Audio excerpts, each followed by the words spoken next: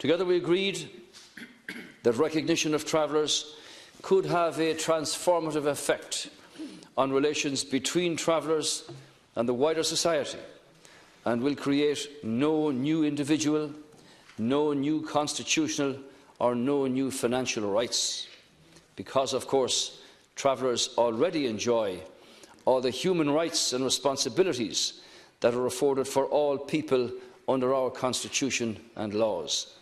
And the acceptance and the implementation of those rights and responsibilities has to work both ways in order for society to function effectively, to function inclusively and with mutual respect for all citizens.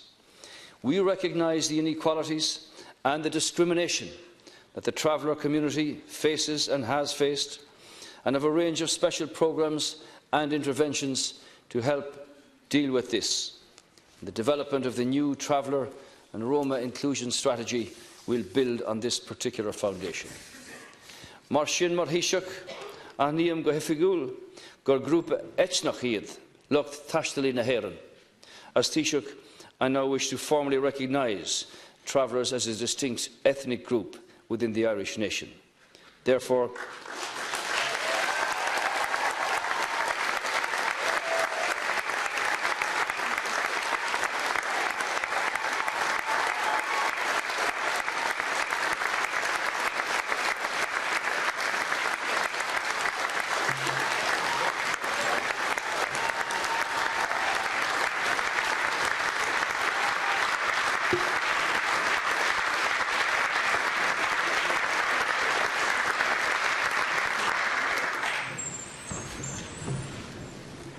it is therefore a historic day for travellers and a proud day and a day of maturity for Ireland.